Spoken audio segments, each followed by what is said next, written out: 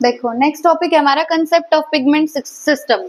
Emerson studied the action spectrum of chlorella in the visible range of light and found that up to 685 nanometer quantum yield was constant, but beyond the range of 685 nanometer the quantum there was a sudden drop in quantum yield।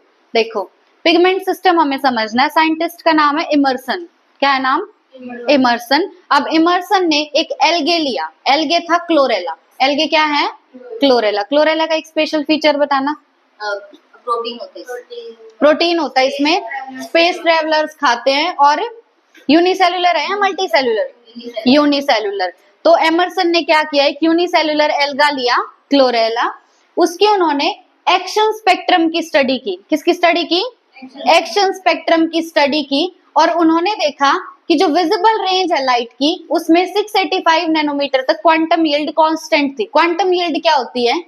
Number of oxygen molecule evolved पर photon absorbed. अब photon सुना है तुमने पहले? Light जो होती है ना, लाइट को अगर हम पैकेट्स की फॉर्म में देखें तो उसको क्या बोलते हैं? फोटोन। की लाइट का एक पैकेट आके गिरा उसको क्या बोलेंगे? एक फोटोन आया। ठीक है, तो अब फोटोसिंथेसिस जो है वो किसकी प्रेजेंस में होता है? लाइट की प्रेजेंस में। मतलब जब लाइट गिरेगी, जब फोटोन आएंगे तभी होगा फोटोसिंथेसिस। और फोटोसिंथेसिस में एल्गे है, ग्रीन एल्गे क्लोरेला, तो कौन सी गैस निकलेगी? ऑक्सीजन। कौन सी गैस निकलेगी? ऑक्सीजन। तो क्वांटम यील्ड क्या है कि कितने ऑक्सीजन के मॉलिक्यूल निकले हैं एक फोटोन गिरने पे। ठीक है, क्वांटम यील्ड क्या होगा? एक फोटोन गिरने पे कितने ऑक्सीजन के मॉलिक्यूल निकले हैं, वो होगा हमारा क्वांटम यील्ड। तो एमर्सन ने क्या देखा कि विजिबल रेंज में, अब 685 नैनोमीटर क्या विजिबल रेंज में आता है? नहीं आता। 380 टू 760 था ना, तो 685 जो है वो विजिबल रेंज में आता है। तो उन्होंने देखा 685 नैनोमीटर तक क्वांटम यील्ड कांस्टेंट थी। क्वांटम यील्ड कांस्टेंट थी, यानी एक फोटोन आने पे जो ऑक्सीजन मॉलिक्यूल निकल रहे थे वो वैल्यू कांस्टेंट थी। बट 685 नैनोमीटर के बाद क्वांटम यील्ड में सडन ड्रॉप आया, मतलब क्वांटम यील्ड एकदम से गिर गया। ठीक है, तो एमर्सन ने कौन सी एल्गे पे स्टडी की?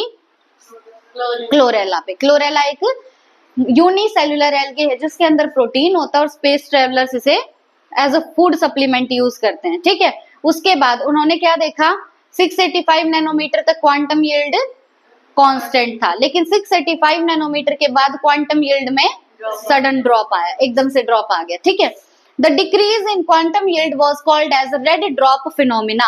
अब ये जो क्वांटम यील्ड घटी है ना एकदम से, इसको हम बोलते हैं रेड ड्रॉप फिनोमिना। क्या बोलेंगे? रेड ड्रॉप फिनोमिना बोलेंगे। In a different experiment Emerson set up two beams of light, one was in the range of 650 to 680 and other was in the range of 700 to 720। अब एक और experiment किया Emerson ने और अब की बार दो लाइट सेट की। कितनी लाइट सेट की?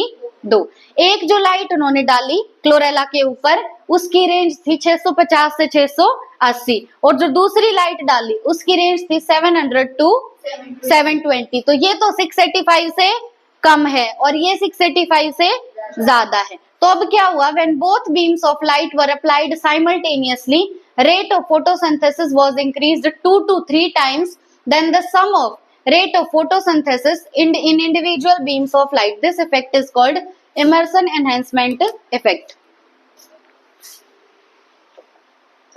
देखो अब दूसरे एक्सपेरिमेंट में, पहले में तो एमर्सन ने कितनी वेवलेंथ की ली थी लाइट? 685 नैनोमीटर की। अब एमर्सन ने क्लोरेला लिया। ठीक है, क्लोरेला के ऊपर एक जो लाइट सेट की वो तो थी 650 टू 680 नैनोमीटर की और जो दूसरी लाइट डाली वो थी 700 टू 20 था, इतना ही कुछ था। ठीक है, अब ये दोनों लाइट उन्होंने डाली। तो अब की बार क्या हुआ कि जो फोटोसिंथेसिस हुआ ना यहाँ पे वो 2 to 3 टाइम्स ज्यादा था। 2 to 3 टाइम्स फोटोसिंथेसिस ज्यादा हो रहा था जब ये दोनों लाइट एक साथ डाली। किससे? मान लो हमने ये लाइट नहीं डाली, ठीक है, जब सिर्फ हमने ये लाइट डाली तो फोटोसिंथेसिस का रेट था x। फोटोसिंथेसिस का रेट क्या था? x। फिर अब हमने ये वाली लाइट नहीं डाली, सिर्फ ये डाली, तो फोटोसिंथेसिस का रेट था y। फोटोसिंथेसिस का रेट था y। ठीक है, तो एक बार फोटोसिंथेसिस का रेट x था और एक बार y था। अगर मैं इन दोनों को जोड़ भी दूं ना, इन दोनों का सम भी कर दूं, तो जो ये वाला आया ये 2 to 3 टाइम्स ज्यादा था। समझ रहे हो मैं क्या कह रही हूँ? कि जब हमने दोनों लाइट एक साथ डाल दी ना, तो इनके सम से भी फोटोसिंथेसिस का रेट ज्यादा था। कितना ज्यादा था? 2 to 3 टाइम्स ज्यादा था। तो यहाँ पे फोटोसिंथेसिस का रेट एनहेंस नहीं हो गया? इसको बोलते हैं हम इमर्सन एनहेंसमेंट इफेक्ट। क्या बोलेंगे? इमर्सन। साइंटिस्ट का नाम क्या था? इमर्सन। Emerson enhancement effect. ठीक है, मतलब इंडिविजुअल जब हम लाइट यूज कर रहे थे उनका अगर हम सम भी कर दें फोटोसिंथेसिस के रेट का, तो उससे भी अब फोटोसिंथेसिस का रेट 2 to 3 टाइम्स ज्यादा है जब हमने दोनों लाइट्स को एक साथ याद किया, मतलब डाला। सॉरी, आएगी बात समझ? फिर से बताऊं?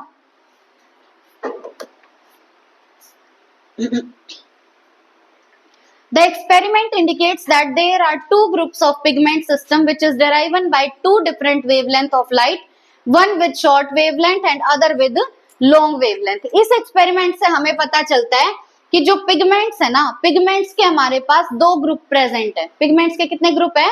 दो ग्रुप प्रेजेंट है। एक ग्रुप चलता है वेवलेंथ कम से और दूसरा ग्रुप चलता है ज्यादा वेवलेंथ से। ठीक है, क्योंकि एक तो हमने वेवलेंथ क्या ली थी? 650 to 680, तो ये तो कम वेवलेंथ है, और एक ली थी 700 to 720, ये ज्यादा वेवलेंथ है। मतलब प्लांट के अंदर दो ग्रुप ऑफ पिगमेंट सिस्टम है। एक पिगमेंट सिस्टम चलता है कम वेवलेंथ से और एक पिगमेंट सिस्टम चलता है ज्यादा वेवलेंथ से। ठीक है, अब आते हैं हमारे पास photosynthetic unit. Photosynthetic unit is called as photosystem. Photosynthetic unit को ही हम बोलते हैं फोटोसिस्टम। क्या बोलेंगे? Photosystem. There are two group of photosystem. अब फोटोसिस्टम के हमारे पास दो ग्रुप हैं, एक है PS1 और एक है PS2। ठीक है, तो फोटोसिस्टम के कितने ग्रुप है हमारे पास? दो ग्रुप, PS1 और PS2। PS और कुछ नहीं है, फोटोसिस्टम को ही क्या बोलेंगे? PS बोलेंगे। तो फोटोसिस्टम कितने टाइप के? दो टाइप के, फोटोसिस्टम 1 एंड फोटोसिस्टम 2। ठीक है, अब ऑर्डर ऑफ डिस्कवरी के बेसिस पे है, मतलब पहले PS1 डिस्कवर हुआ था तो उसको 1 नाम दे दिया, बाद में PS2 डिस्कवर हुआ था तो उसको 2 बोल दिया। ठीक है, each group of photosystem has about 300 molecules of chlorophyll and other photosynthetic pigments. अब फोटोसिस्टम क्या है? ये बना हुआ है क्लोरोफिल मॉलिक्यूल्स से। किससे बना हुआ है?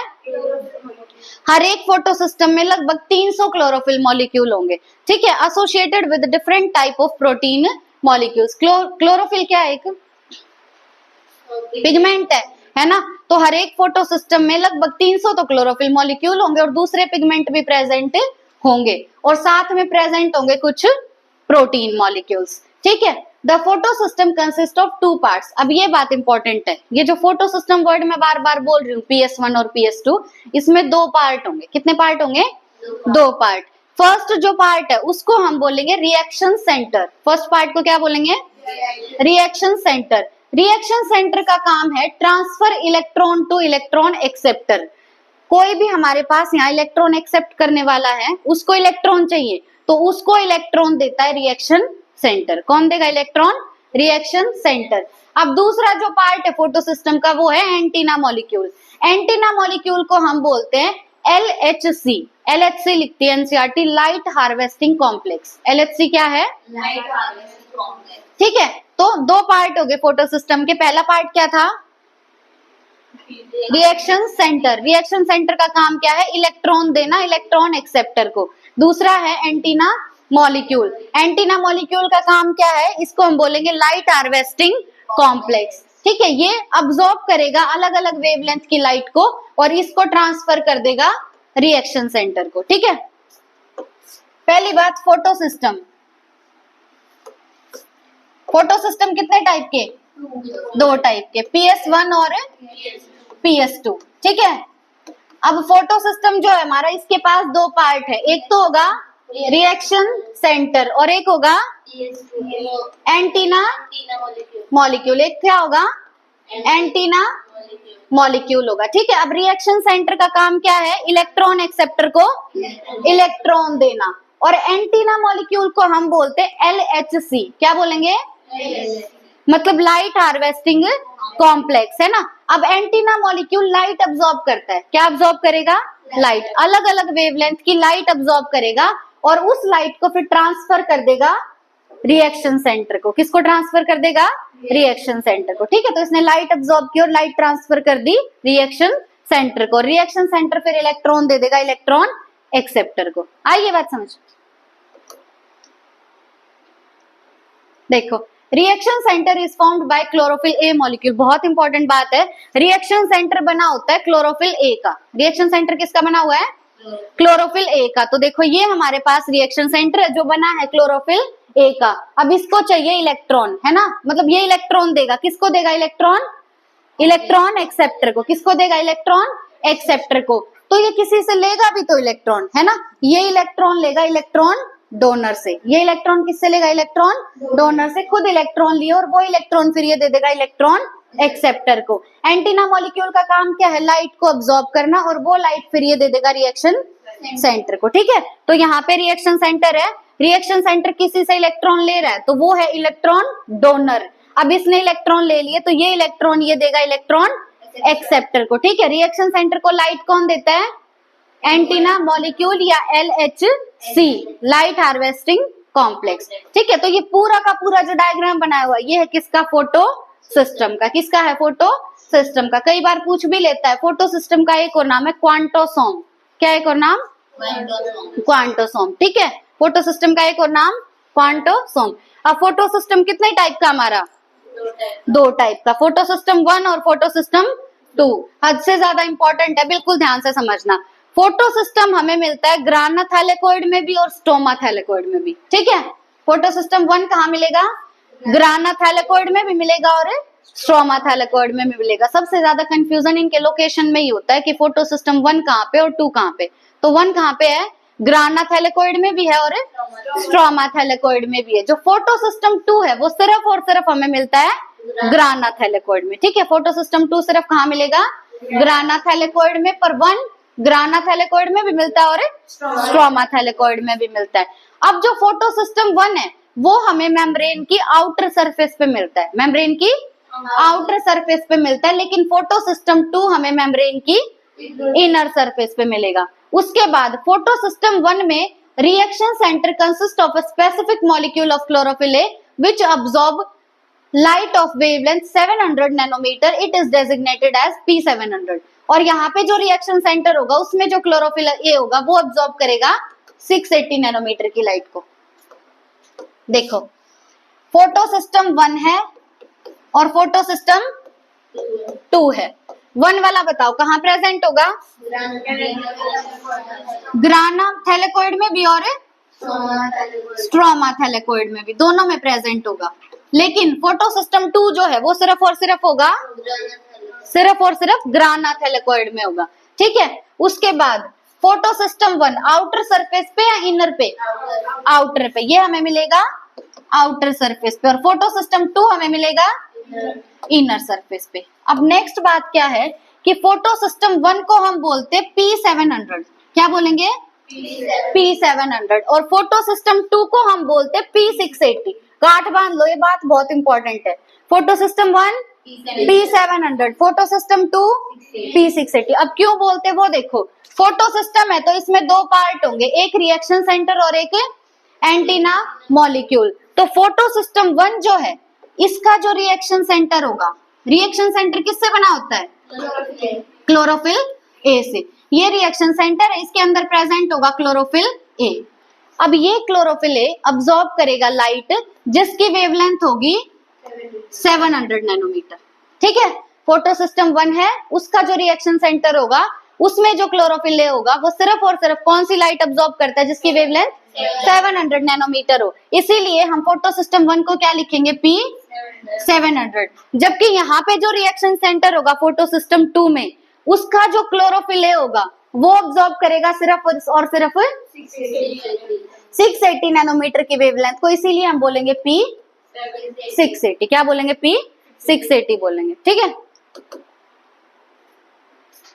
अब देखो फोटो सिस्टम 1 जो है वो इन्वॉल्व होता है नॉन साइक्लिक और साइक्लिक दोनों टाइप के फोटोफॉस्फोराइलेशन में, जबकि ये इन्वॉल्व होगा सिर्फ नॉन साइक्लिक फोटोफॉस्फोराइलेशन में। अगेन बहुत इंपॉर्टेंट पॉइंट है।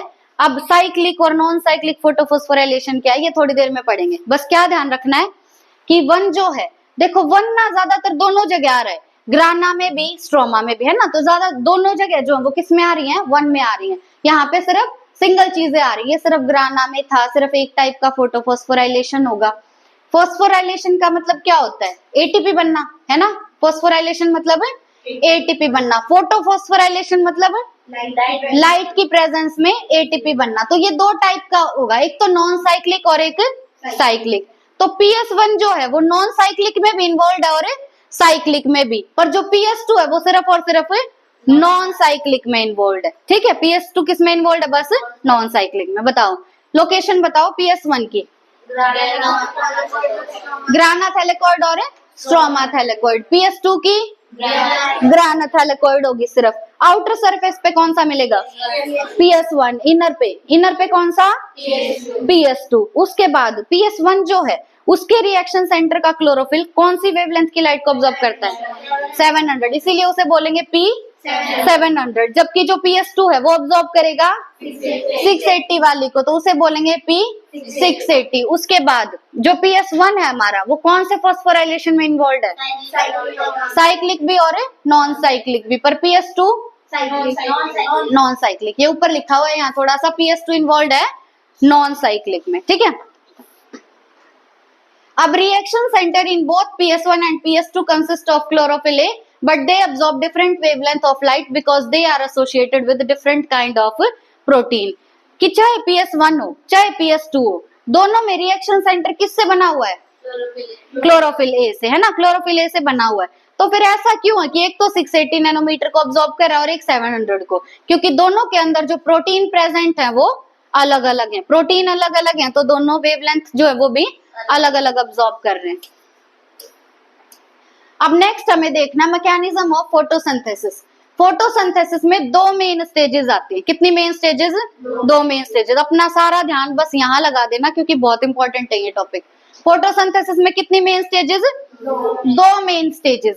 एक जो स्टेज है वो तो डायरेक्टली लाइट से चलती है, इसीलिए उसको बोलते हैं लाइट रिएक्शन। दूसरी जो स्टेज है वो डायरेक्टली लाइट से नहीं चलती, इसीलिए उसको बोलते हैं डार्क रिएक्शन। मतलब फोटोसिंथेसिस यूं ही एक स्टेप में नहीं हो जाता, फोटोसिंथेसिस दो स्टेजेस में चलेगा। एक स्टेज है लाइट रिएक्शन और एक स्टेज है डार्क रिएक्शन। लाइट रिएक्शन को क्यों बोलेंगे ऐसा? क्योंकि वो डायरेक्टली लाइट की प्रेजेंस में हो रही है, but dark reaction directly light से नहीं होती, हाँ लाइट रिएक्शन पे डिपेंड करती है, इसीलिए वो है डार्क रिएक्शन। तो फोटोसिंथेसिस कितने स्टेजेस में? दो में, लाइट रिएक्शन और डार्क रिएक्शन। 2 मिनट रुकना है, पानी पी। फोटोसिंथेसिस में कितनी स्टेजेस? दो। पहली लाइट रिएक्शन, दूसरी डार्क रिएक्शन। तो पहले हम देख रहे हैं लाइट रिएक्शन। देखो, it involves the process of photophosphorylation, that is formation of ATP from ADP from energy released by light. In light reaction ATP and NADPH are generated। हो गया? देखो लाइट रिएक्शन में क्या है कि प्रोसेस ऑफ फोटोफॉस्फोराइलेशन इन्वॉल्व होती है। Phosphorylation मतलब फॉर्मेशन ऑफ एटीपी, है ना, और वो किसकी प्रेजेंस में होगा? लाइट की प्रेजेंस में होगा। यानी एडीपी से बनेगा एटीपी। कब बनेगा? जब अब्सॉर्ब की जाएगी लाइट। ठीक है, अब लाइट रिएक्शन में दो प्रोडक्ट बनते हैं, एक बनता है एटीपी और एक बनता है NADPH। ठीक है, एटीपी बनेगा और NADPH बनेगा। NADPH की full form nicotine amide adenine di nucleotide, क्या था आगे? Phosphate hydrogen. ठीक है, nicotine amide adenine di nucleotide phosphate hydrogen. These two are called as assimilatory power of photosynthesis। ATP और NADPH को हम बोलेंगे फोटोसिंथेसिस की assimilatory power। क्या बोलेंगे? assimilatory power of photosynthesis। This term was used by अमन। छोड़ देना, इंपॉर्टेंट नहीं है। फोटोफॉस्फोराइलेशन जो है वो दो तरीके से हो सकता है। फोटोफॉस्फोराइलेशन कितने तरीके से? दो तरीके से। एक तरीका होगा नॉन साइक्लिक और एक होगा साइक्लिक। ठीक है, बस अब शांति से सुन लो।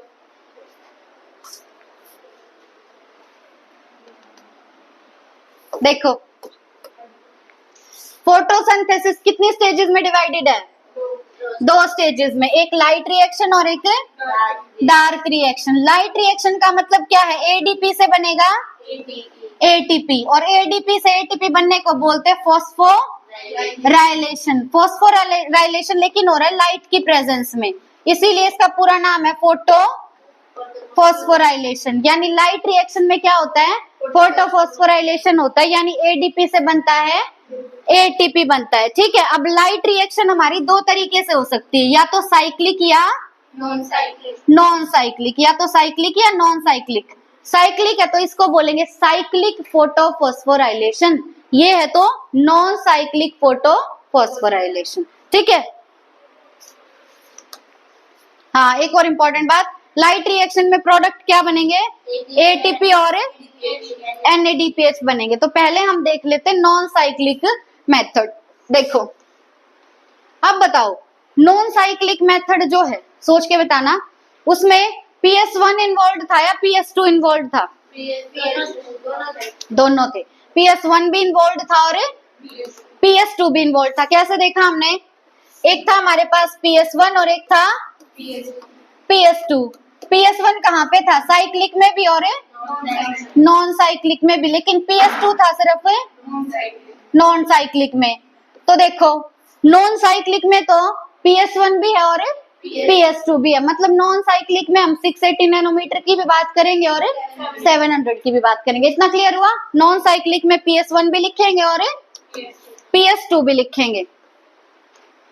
अब देखो होगा क्या कि नॉन साइक्लिक फोटोफॉस्फोराइलेशन में यूं नहीं होता, पहले PS1 फिर PS2, पहले क्या होगा PS2 और फिर होगा PS1, पहले क्या आएगा PS2 फिर आएगा PS1।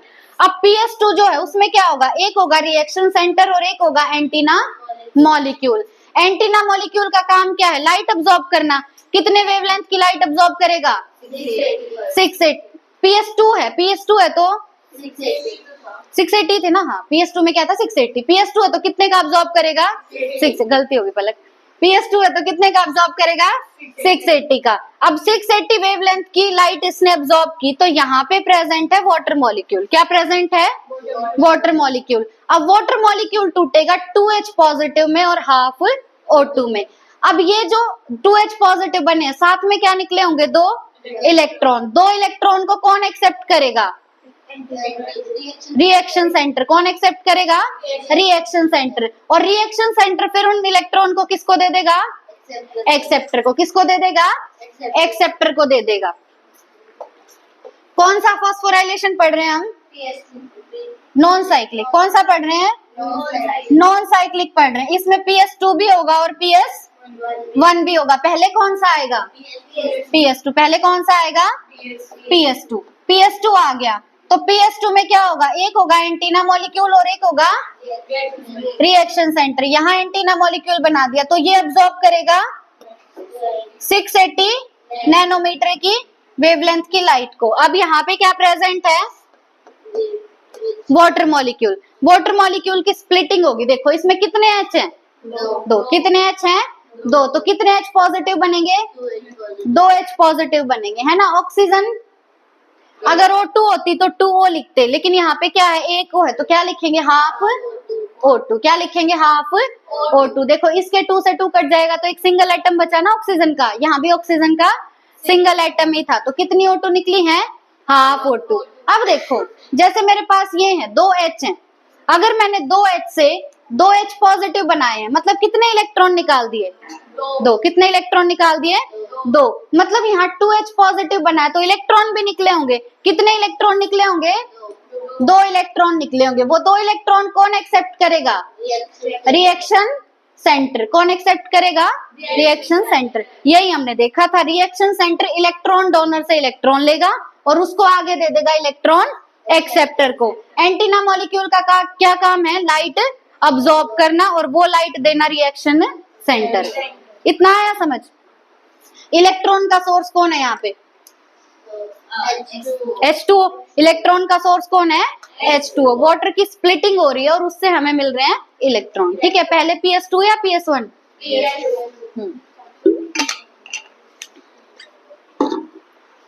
अब देखो जो फर्स्ट कॉम्प्लेक्स हमारे पास है वो है फियोफाइटिन। फर्स्ट क्या है, फियोफाइटिन। तो यहाँ से रिएक्शन सेंटर से इलेक्ट्रॉन सबसे पहले किसके पास गए, फियोफाइटिन के पास। किसके पास गए, फियोफाइटिन के पास गए। तो देखो पहली बात तो नॉन साइक्लिक में PS1 भी इन्वॉल्व है और PS2 भी इन्वॉल्व है। अब यहाँ पे एक पर्टिकुलर ऑर्डर है कि पहले आएगा PS2 और फिर आएगा PS1, ठीक है। अब PS2 और PS1 दोनों कनेक्टेड होंगे ETS से। किससे कनेक्टेड होंगे? ETS से। ETS क्या था? इलेक्ट्रॉन ट्रांसपोर्ट सिस्टम, ठीक है। तो PS2 भी और PS1 भी दोनों कनेक्टेड होंगे इलेक्ट्रॉन ट्रांसपोर्ट सिस्टम से। The various complexes of ETS are arranged on the basis of increasing redox potential. ये बताने की जरूरत है? PS2 और PS1 दोनों कनेक्टेड है ETS से, और ETS के जितने भी कॉम्प्लेक्स है वो अरेंज्ड होते हैं इंक्रीजिंग रेडॉक्स पोटेंशियल में। किस में अरेंज्ड होते हैं? इंक्रीजिंग रेडॉक्स पोटेंशियल में अरेंज्ड होते हैं। अब सबसे पहले कौन आएगा? PS2। PS2 ने कितनी वेवलेंथ की लाइट अब्सॉर्ब की? 680 नैनोमीटर की, ठीक है। और फिर क्या हुआ? इलेक्ट्रॉन रिलीज हुए। इलेक्ट्रॉन रिलीज होने के बाद इलेक्ट्रॉन को पिक कर लिया इलेक्ट्रॉन एक्सेप्टर ने। कौन एक्सेप्ट करेगा इलेक्ट्रॉन को? Electron acceptor. Electron acceptor primary मतलब पहला इलेक्ट्रॉन एक्सेप्टर है हमारा फियोफाइटिन। कौन है? फियोफाइटिन। अब फियोफाइटिन इन इलेक्ट्रॉन को दे देगा हाइड्रोजन एक्सेप्टर को। किसको दे देगा? हाइड्रोजन एक्सेप्टर को। और वो है हमारे पास प्लास्टोक्विनोन। कौन है? प्लास्टोक्विनोन। अब प्लास्टोक्विनोन ने फियोफाइटिन से 2 इलेक्ट्रॉन ले लिए और 2 प्रोटॉन ले लिए स्ट्रोमा से। 2 प्रोटॉन कहां से ले लिए? देखो ऐसा क्यों हुआ? यहाँ पे क्या प्रेजेंट था? फियोफाइटिन। फियोफाइटिन ने रिएक्शन सेंटर से क्या लिए हैं? इलेक्ट्रॉन। कितने इलेक्ट्रॉन लिए हैं? 2। फियोफाइटिन ने रिएक्शन सेंटर से 2 इलेक्ट्रॉन लिए, ठीक है। अब फियोफाइटिन के बाद प्रेजेंट है प्लास्टोक्विनोन। कौन है? प्लास्टोक्विनोन है। लेकिन ये प्लास्टोक्विनोन ना बेचारा इलेक्ट्रॉन एक्सेप्ट नहीं कर सकता, ठीक है। लेकिन इसके पास तो क्या है? इलेक्ट्रॉन। इसके पास तो क्या है? इलेक्ट्रॉन। अब प्लास्टोक्विनोन क्या करेगा? स्ट्रोमा से। ये सब किस में चल रहा है? क्लोरोप्लास्ट में चल रहा है ना। और क्लोरोप्लास्ट का क्या होगा? स्ट्रोमा होगा, बीच की खाली जगह। अब ये प्लास्टोक्विनोन स्ट्रोमा से 2H पॉजिटिव उठाएगा। क्या उठाएगा? 2H पॉजिटिव उठाएगा। देखो ये 2H पॉजिटिव और यहाँ से क्या आए हैं? 2 इलेक्ट्रॉन। यहाँ से क्या है? 2 इलेक्ट्रॉन। जब मैंने H2 को तोड़ा था तो H2 को तोड़ के हमें मिले थे 2H पॉजिटिव और 2 इलेक्ट्रॉन। अगर हम 2H पॉजिटिव और 2 इलेक्ट्रॉन को जोड़ देंगे तो क्या मिलेगा? H2। क्या मिलेगा? H2। अब इसने स्ट्रोमा से 2H पॉजिटिव उठा लिया और फियोफाइटिन से ले लिए 2 इलेक्ट्रॉन। तो यहाँ क्या बन गया होगा? H2। क्या बन गया होगा? H2। तो अब PQ जो है प्लास्टोक्विनोन वो बना देता है PQH2। क्या बना देता है?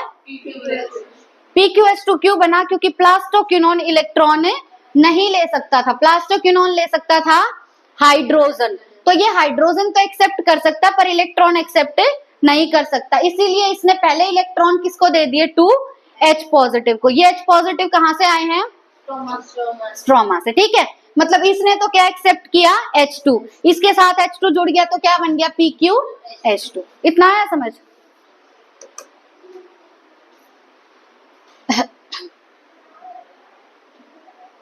अब देखो PQH2 बन गया हमारे पास। Later on PQH2 is broken into PQ and H2. H2 later on broken into 2 electron and 2 proton. Proton को रिलीज कर दिया जाएगा थाइलेकोइड के ल्यूमन में, और जो 2 इलेक्ट्रॉन है उनको ट्रांसफर करेंगे अगले कॉम्प्लेक्स को जो है साइटोक्रोम B6F। प्लास्टोक्विनोन तक पढ़ लिया हमने। अब प्लास्टोक्विनोन के बाद अगला कॉम्प्लेक्स है साइटोक्रोम B6F। अगला क्या है? Cytochrome B6F। देखो पहला क्या था? पहला था हमारे पास फियोफाइटिन। ये इलेक्ट्रॉन एक्सेप्ट करेगा या हाइड्रोजन? इलेक्ट्रॉन। क्या एक्सेप्ट करेगा? इलेक्ट्रॉन। तो इसने तो बेचारे ने इलेक्ट्रॉन ले लिए। पर इससे अगला है कौन? प्लास्टोक्विनोन। प्लास्टोक्विनोन इलेक्ट्रॉन नहीं ले सकता तो प्लास्टोक्विनोन ने लिए H2, है ना। H2 लेके इसने क्या बना दिए? PQH2। क्या बना दिया? PQH2। अब प्लास्टोक्विनोन के बाद अगला है हमारे पास साइटोक्रोम B6F। अगला कॉम्प्लेक्स क्या है? साइटोक्रोम। लेकिन इसकी भी एक प्रॉब्लम है, ये हाइड्रोजन एक्सेप्ट नहीं कर सकता, ये एक्सेप्ट करेगा इलेक्ट्रॉन। ये क्या एक्सेप्ट करेगा? इलेक्ट्रॉन। पर इसके पास तो क्या है? हाइड्रोजन। क्या है इसके पास? हाइड्रोजन है। तो अब ये PQH2 फिर से टूट जाएगा PQ में और H2 में, H2 किस में टूट जाएगा, 2H पॉजिटिव में और 2 इलेक्ट्रॉन में। अब ये H पॉजिटिव आए कहां से थे, स्ट्रोमा से। कहां से आए थे, अब इनको डाल दिया जाएगा थाइलेकॉइड के ल्यूमन में। कहां डाल दिया जाएगा, ल्यूमन ऑफ थाइलेकॉइड में। ल्यूमन ऑफ थाइलेकॉइड में डाल दिए H पॉजिटिव, और ये जो 2 इलेक्ट्रॉन है ये किसके पास जाएंगे, साइटोक्रोम B6F के पास, क्योंकि साइटोक्रोम B6F क्या एक्सेप्ट कर सकता है, इलेक्ट्रॉन। समझ आया मैं क्या बोल रही हूँ। सबसे पहले फियोफाइटिन ने क्या एक्सेप्ट किए, इलेक्ट्रॉन। फिर उसके बाद था प्लास्टोक्विनोन, वो इलेक्ट्रॉन नहीं ले सकता तो उसने लिए H2, है ना, लेकिन उसके लिए 2 H पॉजिटिव कहां से लेने पड़े, स्ट्रोमा से। ठीक है, अब PQH2 बन गया, पर आगे जो साइटोक्रोम B6F है वो हाइड्रोजन तो ले नहीं सकता, वो तो क्या लेगा, इलेक्ट्रॉन। ठीक है, तो अब PQH2 को टूटना पड़ेगा PQ में और H2 में। H2 फिर टूट गया 2H पॉजिटिव में और 2 इलेक्ट्रॉन में। अब ये 2H पॉजिटिव तो कहां पे डाल दिए इसने, ल्यूमन ऑफ थाइलेकॉइड में, और 2 इलेक्ट्रॉन बचे वो किसको दे दिए, साइटोक्रोम B6F कॉम्प्लेक्स को। Cytochrome B6F complex is comparable to cytochrome AA3 complex. जो ETS का साइटोक्रोम AA3 कॉम्प्लेक्स था ना, उससे कंपेरेबल है साइटोक्रोम B6F। तो क्वेश्चन यूं ही आता है, बताओ नॉन साइक्लिक फोटोफॉस्फोराइलेशन में ऐसा कॉम्प्लेक्स कौन सा है जो कंपेरेबल है to cytochrome AA3 of ETS। कौन सा है ऐसा कॉम्प्लेक्स, साइटोक्रोम B6F। ठीक है, अब from cytochrome B6F electron are transferred into the reaction centre of PS1 via plastocyanin. Cytochrome B6F के बाद आएगा प्लास्टोसाइनिन। क्या आएगा, प्लास्टोसाइनिन, और प्लास्टोसाइनिन भी इन 2 इलेक्ट्रॉन को एक्सेप्ट कर लेगा। अब प्लास्टोसाइनिन के बाद आएगा PS1। क्या आएगा, PS1। अब PS1 में भी क्या प्रेजेंट होगा, एक रिएक्शन सेंटर, और रिएक्शन सेंटर क्या करता है, इलेक्ट्रॉन्स को एक्सेप्ट करता है। क्या करता है, इलेक्ट्रॉन्स को एक्सेप्ट करता है। देखो इसको बना लेते एक बार। यहाँ पे क्या प्रेजेंट था, PS2। क्या था, PS2। PS2 में क्या था, एक एंटीना मॉलिक्यूल और एक रिएक्शन सेंटर। एंटीना मॉलिक्यूल ने कितनी वेवलेंथ की लाइट ली, 680 की लाइट ली इसने, 680 नैनोमीटर की। यहाँ पे वाटर की स्प्लिटिंग हुई जिससे कितने इलेक्ट्रॉन निकले, 2 इलेक्ट्रॉन निकले। वो 2 इलेक्ट्रॉन किसने लिए, रिएक्शन सेंटर ने। अब रिएक्शन सेंटर का जो सबसे पहला एक्सेप्टर है इलेक्ट्रॉन का वो कौन है, फियोफाइटिन। कौन है, फियोफाइटिन। फियोफाइटिन के आगे प्रेजेंट है प्लास्टोक्विनोन। कौन है, प्लास्टोक्विनोन। इसने 2H पॉजिटिव लिए स्ट्रोमा से, और इसमें 2 इलेक्ट्रॉन जुड़े फियोफाइटिन से। हाँ, कहाँ पे, हाँ यहाँ पे क्या बन गया, PQH2 बन गया। ठीक है, इससे अगला क्या है कॉम्प्लेक्स, साइटोक्रोम B6F कॉम्प्लेक्स। ये H एक्सेप्ट नहीं कर सकता तो ये क्या लेगा, यहाँ टूटा 2H पॉजिटिव और 2 इलेक्ट्रॉन। ये H पॉजिटिव किसके पास गए, ल्यूमेन ऑफ थाइलेकॉइड में। Very good. और ये 2 इलेक्ट्रॉन कौन लेगा, साइटोक्रोम B6F ने ले लिए ये 2 इलेक्ट्रॉन। अब ये आगे जाएंगे प्लास्टोसाइनिन के पास। किसके पास जाएंगे, प्लास्टो। तो प्लास्टोसाइनिन ने भी क्या ले लिए, 2 इलेक्ट्रॉन। क्या ले लिए, 2 इलेक्ट्रॉन। अब यहाँ पे प्रेजेंट है हमारा PS1। क्या प्रेजेंट है, PS1। PS1 का जो एंटीना मॉलिक्यूल होगा वो कौन सी लाइट को अब्सॉर्ब करेगा, 700 नैनोमीटर वेवलेंथ की लाइट को अब्सॉर्ब करेगा। और यहाँ पे प्रेजेंट है रिएक्शन सेंटर। ये प्लास्टोसिनोन से प्लास्टोसाइनिन से 2 इलेक्ट्रॉन कौन लेगा, रिएक्शन सेंटर। कौन लेगा, रिएक्शन सेंटर। तो अब तक का ट्रांसफर समझ आया। अब शेप ध्यान रखना, ये शेप थोड़ी थोड़ी ऐसी नहीं बन गई, बनी है ना ऐसी शेप। अब आगे जब देखेंगे तो ये ऊपर जाएगा यूं।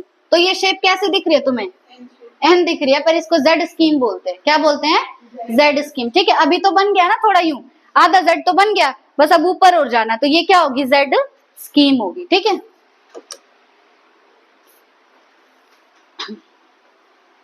अब देखो when PS1 absorb, जब PS1 absorb करेगा कितनी वेवलेंथ की लाइट को, 700 की वेवलेंथ की लाइट को जब वो absorb करेगा तो इलेक्ट्रॉन्स को अपने अंदर से रिलीज कर देगा।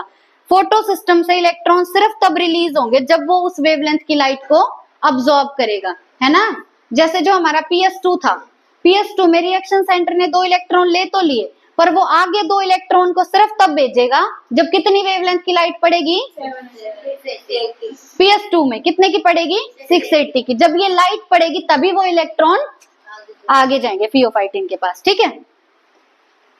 अब PS1 अब्सॉर्ब करेगा 700 नैनोमीटर वेवलेंथ की लाइट को, तो अपने इलेक्ट्रॉन्स को आगे ट्रांसफर करेगा और इन इलेक्ट्रॉन को एक्सेप्ट करता है क्लोरोफिल X या क्लोरोफिल A नोट। कौन एक्सेप्ट करेगा, क्लोरोफिल X या क्लोरोफिल A नोट, ठीक है।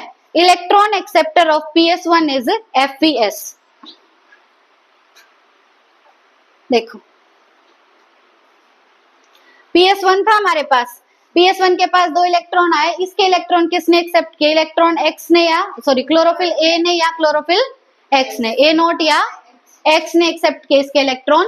अब इसके इलेक्ट्रॉन आगे एक्सेप्ट करता है FeS कॉम्प्लेक्स। कौन एक्सेप्ट करेगा, FeS कॉम्प्लेक्स एक्सेप्ट करेगा। और FeS के बाद होता है फेरोडॉक्सिन, उसके बाद कौन होगा, फेरोडॉक्सिन होगा। उसने 2 इलेक्ट्रॉन एक्सेप्ट कर लिए और ये 2 इलेक्ट्रॉन फेरोडॉक्सिन दे देता है NADP प्लस को। किसको देता है, NADP प्लस को देता है। और NADP प्लस को स्ट्रोमा से मिलेंगे 2H पॉजिटिव, तो ये 2H पॉजिटिव और 2 इलेक्ट्रॉन लेके NADP प्लस बना देता है NADPH प्लस H प्लस। क्या बना देता है, NADPH प्लस H प्लस। तो यहाँ पे एक बार याद कर लो, क्लोरोफिल X या A नॉट, फिर FeS, फिर फेरोडॉक्सिन और लास्ट में NADP प्लस। लास्ट में क्या आया, NADP प्लस। कहां तक पहुंच गए थे हम, PS1 तक। PS1 के पास कितने इलेक्ट्रॉन आ गए, 2 इलेक्ट्रॉन। ये 2 इलेक्ट्रॉन ये किसको देगा, क्लोरोफिल X या A नोट को। ये इलेक्ट्रॉन जाएंगे FeS के पास, ठीक है। फिर ये 2 इलेक्ट्रॉन जाएंगे फेरोडॉक्सिन के पास। फेरोडॉक्सिन ये इलेक्ट्रॉन देगा NADP प्लस को। किसको देगा, NADP प्लस को। अब इसको 2 तो इलेक्ट्रॉन मिल गए और स्ट्रोमा से 2 मिल गए H पॉजिटिव, तो NADP प्लस बनाता है NADPH प्लस H पॉजिटिव। क्या बनाता है, NADPH प्लस H पॉजिटिव। तो पहला प्रोडक्ट हमारा बन गया NADPH। क्या बन गया, NADPH। पॉज कर दो।